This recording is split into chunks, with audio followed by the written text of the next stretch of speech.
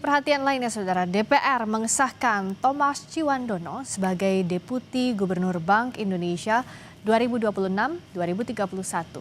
Thomas berjanji menjaga independensi Bank Indonesia sebagai bank sentral. DPR mengesahkan Thomas Ciwandono sebagai Deputi Gubernur Bank Indonesia pada rapat paripurna di Senayan Selasa siang.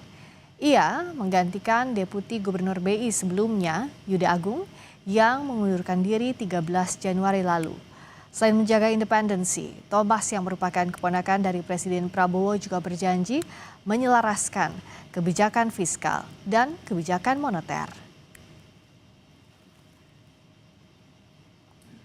Fit and proper itu melalui dan mengikuti segala peraturan dan perundangan yang sudah ada. Di sini saya ingin sampaikan sekali lagi komitmen saya untuk menjaga independensi Bank Sentral dan juga seperti saya katakan kemarin di proses fit and proper menyelaraskan kebijakan fiskal dan moneter. Menteri Keuangan Purbaya Yudi Sadewa mengakui Yuda Agung jadi calon kuat untuk mengisi kursi Wakil Menteri Keuangan yang sebelumnya dijabat Thomas Ciwandono. Meski demikian, ia menegaskan kewenangan menentukan Wamenkyu baru adalah hak prerogatif Presiden. Sebelumnya, Yuda Agung mengundurkan diri dari jabatan sebagai Deputi Gubernur Bank Indonesia, di mana masa jabatan Yuda seharusnya berakhir pada tahun 2027.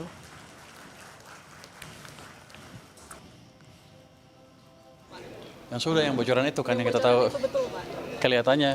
Kelihatannya sekarang saya sudah ketemu dengan beliau dan kelihatannya sih itu salah satu calon yang kuat ya. Pak Juda ya Pak berarti? Ya? Pak Juda. Kelihatannya dia calon yang kuat. Emang ada berapa calon sih Pak? Saya nggak tahu. Kan itu di presiden tahu itunya yang nentuin. Pelantikan saya dengar sih Februari ya. Menteri Luar Negeri Sugiono merespons isu dirinya akan kena reshuffle. Ia mengklaim belum mendengar informasi tersebut, termasuk isu soal pergantian dirinya sebagai Menlu oleh Wakil Ketua Komisi 1 DPR dari fraksi Gerindra Budi Jiwandono. Sementara Budi Jiwandono menegaskan sampai saat ini masih bertugas sebagai Wakil Ketua Komisi 1 DPR.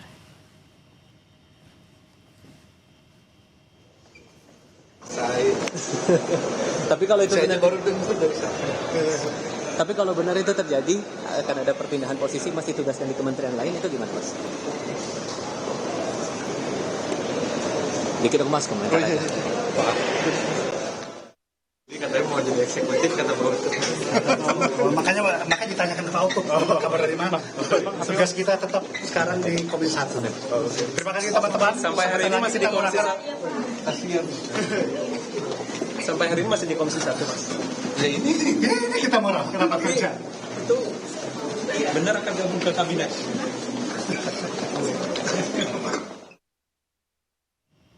Sebelumnya sinyal reshuffle juga terlihat dari parlemen di Senayan. Ketua Komisi 1 DPR RI fraksi PDI Perjuangan sempat memperkenalkan wakilnya Budi Jiwandono akan bergeser ke kursi eksekutif saat rapat tertutup dengan Menteri Pertahanan Senin lalu. Saat dikonfirmasi, Utut menyebut komentar itu hanya bercanda.